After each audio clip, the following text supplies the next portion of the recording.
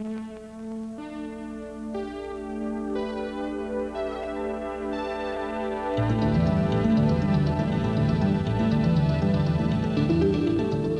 is a production of the Chemical Education Material Study.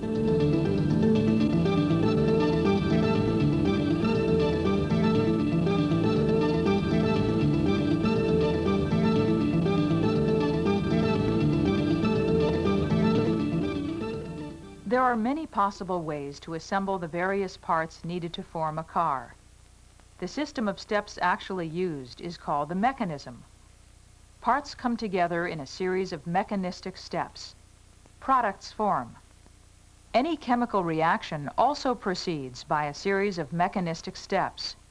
But molecules are hard to see. How do we discover chemical mechanisms? Here is a common chemical reaction, the hydrolysis of an ester. We cannot see the molecules react, yet chemists know a great deal about the mechanism of the reaction.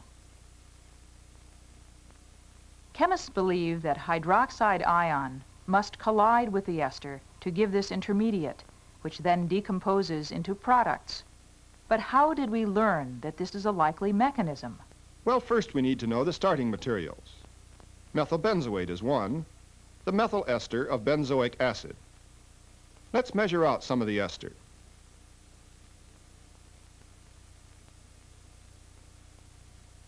We then add it to the flask in which we will carry out the reaction.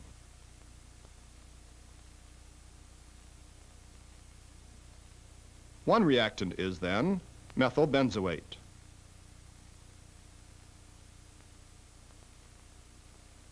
The second reactant is a water solution of sodium hydroxide. It too is measured.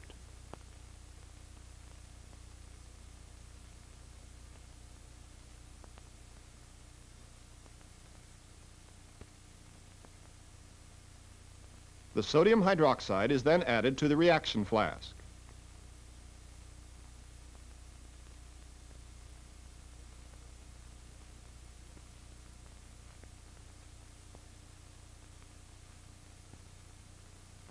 Note that the two reactants do not mix readily. An electric heater is placed around the flask, and the stirrer started to ensure even heating.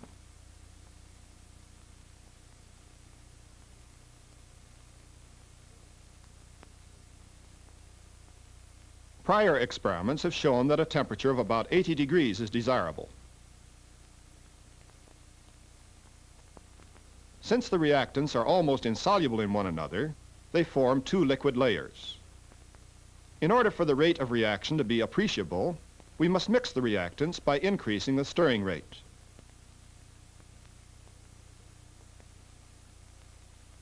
The cloudiness indicates the presence of tiny droplets of ester suspended in the water solution. The droplets give a large area of contact between the water and the ester, and the rate increases. After 3 minutes of reaction, the contents have begun to clear. The final clearing means that a homogeneous solution has been formed. The ester droplets have disappeared. The hydrolysis appears complete. Let's isolate the products from this solution. We add a boiling chip to the reaction vessel and prepare to distill the contents.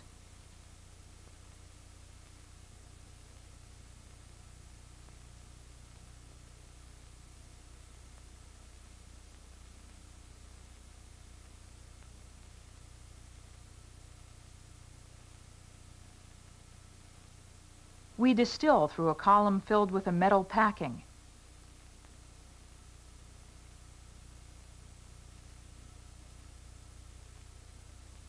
And find that a constant temperature of 63 degrees Celsius is reached.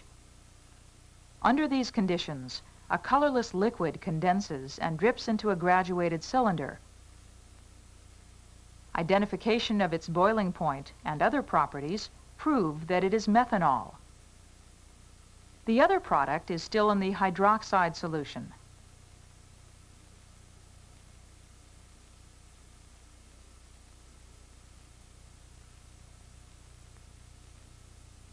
We will now acidify the basic solution.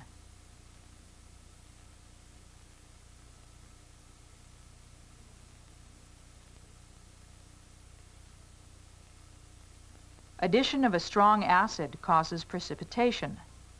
The solid proves to be benzoic acid. Careful measurement of the amount of acid added would show that the amount of hydroxide ion was not changed by the reaction. Hydroxide ion was a catalyst. The benzoic acid is filtered from the solution. We wash the benzoic acid to free it from excess solution, then dry it. Quantitative measurements of the dry benzoic acid and the methanol show that 1 mole of benzoic acid and 1 mole of methanol are formed when 1 mole of methyl benzoate reacts. Hydroxide ion was a catalyst. The net reaction then is methyl benzoate plus water gives benzoic acid plus methanol. To investigate possible mechanisms for this reaction, let us use a molecular representation of the net reaction. As we compare the reactants to the products, we see that much of the original structure has been retained. For instance, the benzene ring with its adjoining carbonyl group has transferred intact. Similarly, the methyl group, CH3, has also remained unchanged. But what about the other oxygen atom? Let's examine the possibilities. This oxygen atom in the methyl benzoate could end up in the alcohol molecule by remaining attached to the methyl group. If this happens, the oxygen from the water would end up in the acid molecule.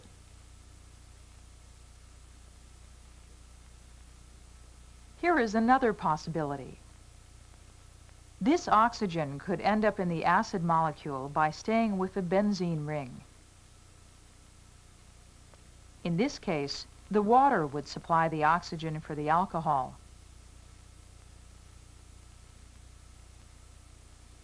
So there is 1 oxygen atom in the ester whose fate we do not know. What we need is some way to label this oxygen atom, which we will call the bridge atom, so we can follow its path in the reaction. Fortunately, there is a way to prepare such an ester with a labeled oxygen atom, oxygen 18, in the bridge position. The most common oxygen atom, oxygen 16, has an atomic mass of 16 with 8 protons and 8 neutrons in the nucleus. But many elements have more than 1 stable isotope. Oxygen 18 is also a naturally occurring stable isotope with 8 protons and 10 neutrons in its nucleus. The 2 atoms are chemically similar, but differ in mass. Ordinary oxygen compounds contain only 0.2% oxygen 18. But here is a specially prepared sample of water, 10% of whose oxygen atoms are oxygen 18.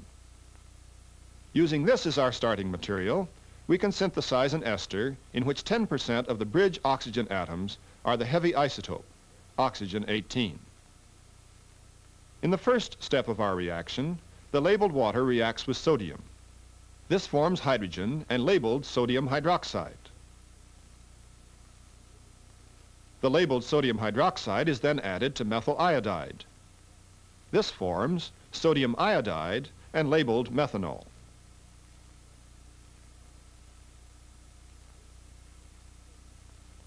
Finally, the labeled methanol reacts with benzoyl chloride to form hydrochloric acid and labeled methyl benzoate.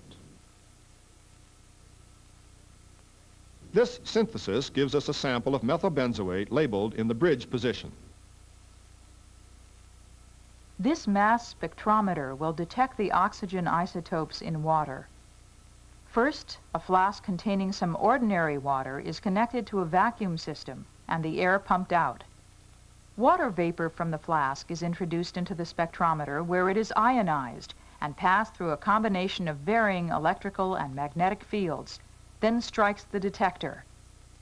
An electrical impulse from the detector is transmitted to this pen, which moves to the right when ions of each mass strike the detector. The more ions that strike the detector, the further the pen moves to the right.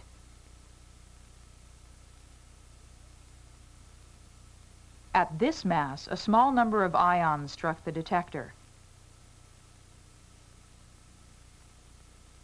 This large response must represent a very common kind of ion striking the detector. Here's the chart from ordinary water. There are 3 peaks of mass 16 oxygen ions, mass 17 OH ions, and mass 18 ordinary water ions.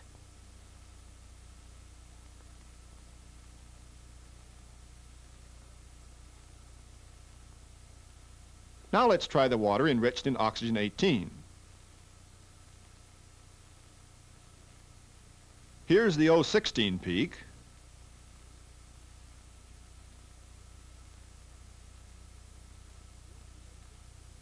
Then the peak due to OH of mass 17.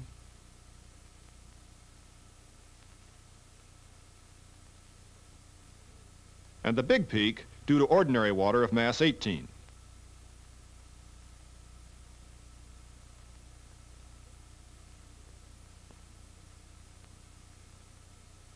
But look, here's something else at mass 19.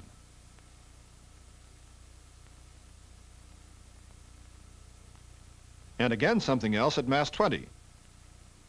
Comparison of the peak heights due to the ions containing oxygen 16 with the smaller peaks due to oxygen 18 ions confirms that the sample of water indeed contains 10% oxygen 18. Now let's check the presumably labeled ester.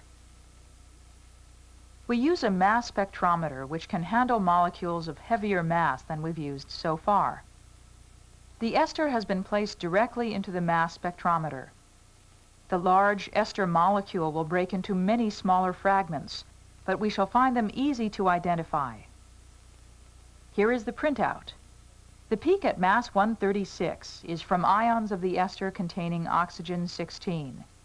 That at 105, 31 mass units less, is from ester ions that have decomposed, losing CH3O, with oxygen 16, the bridge oxygen. The peak at 77 is from ions that have further lost the CO group. Now note the small peak at mass 138.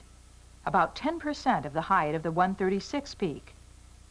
The 138 peak is from ions where oxygen 18 has replaced one of the oxygen 16s. The absence of any peak at 107, which would have come had the bridge been oxygen 16, proves the oxygen 18 was the bridge oxygen as we planned. Therefore, we conclude that we now have an ester with labeled oxygen 18 here in the bridge. With this labeled ester, we are ready to repeat our original hydrolysis. But first, let's review the possible fate of our oxygen atom. You remember it could end up in the acid molecule.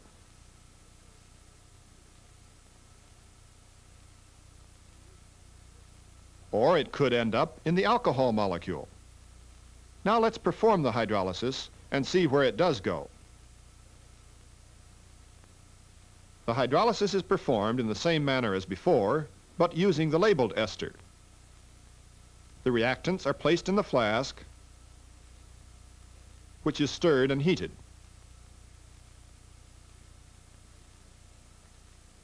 The product is distilled to give methanol. Does the methanol contain the oxygen 18? Conversion to carbon monoxide and use of the mass spectrometer gives 2 peaks. That's conclusive. The methanol does contain oxygen 18. What about the benzoic acid? The product is washed and filtered, then dried, and run in the spectrometer, which handles higher masses. We find a high peak at 122, the mass of benzoic acid with oxygen 16. But there is no peak at 124, so no detectable oxygen 18. The acid does not contain the labeled oxygen 18. We have experimental proof that the labeled bridge oxygen, originally in the methyl ester, goes into the methanol and not into the acid. Thus, the oxygen in the water must have gone into the acid. So we know the fate of each atom in the ester. We will use this information to decide which bonds must break during the reaction. Remember, our end products are benzoic acid and methanol. Let us compare these with our original ester. Notice that this entire group, including the oxygen, remains intact. We assume, therefore, that these bonds are not broken. Our experiment with the labeled oxygen also showed that this group remained intact.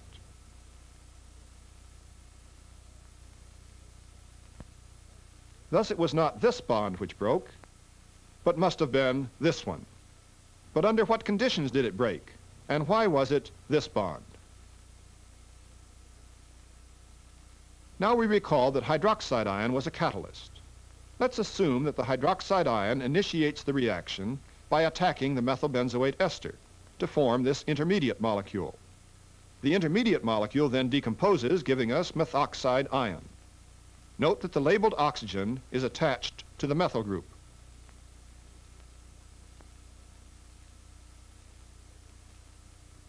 Methoxide ion is a strong base and, in the presence of water, will accept a proton from water, regenerating hydroxide ion and forming labeled methanol.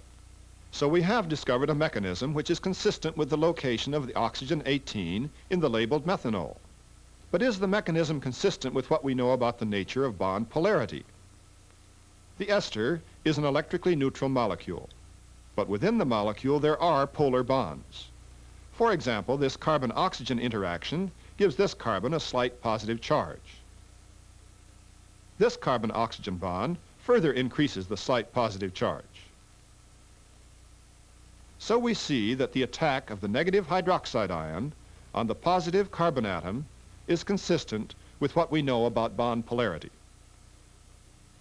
Now we have proposed a mechanism that is consistent with what we know about the reaction. Let's devise an experiment which will further test our assumptions. Suppose we have an ester that is just like methyl benzoate, except that it has a methyl group substituted on each side of the ester group. These additional methyl groups would not appreciably alter the polarity of the carbon atom to which the hydroxide ion attaches. Therefore, we might expect this ester to react in a manner identical with the original ester. You recall that our proposed mechanism involves the hydroxide ion forming an intermediate molecule, but the bulky methyl groups interfere. The intermediate molecule is difficult to form. Reaction should seldom occur. If our proposed mechanism is correct, the hydrolysis of this new ester, methyl 2,6-dimethylbenzoate, should be much slower than the hydrolysis of the original ester. We'll test this idea by heating the new ester, methyl 2,6-dimethylbenzoate, in the presence of aqueous sodium hydroxide, repeating the original conditions. After stirring and heating for 8 hours, no detectable reaction has occurred. There are still 2 layers, so this experiment further confirms our proposed mechanism. Since no other suggested mechanism fits all our observations, we assume the proposed mechanism is the true one. Seemingly, these bulky methyl groups have greatly hindered the reaction. The steps we have followed of knowing the reactants and determining the products, exploring the path of each atom involved, checking our suggested mechanism against known bond polarities, and exploring the effect of structure on the reaction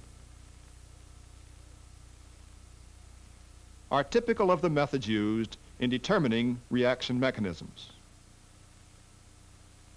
Sometimes direct observations provide suggestions about a chemical mechanism. Here we have gaseous hydrogen and oxygen burning to form gaseous water. Clearly, there are at least 3 steps, each taking place in one of the obvious zones in the flame. Actually, there are at least a dozen steps, and their relationship is so complicated that no one knows exactly how hydrogen actually reacts with oxygen. One generalization is fairly good. Most mechanistic steps involve 2 particles colliding and the ultimate formation of 2 new particles. Steps are simple. Mechanisms are not. you.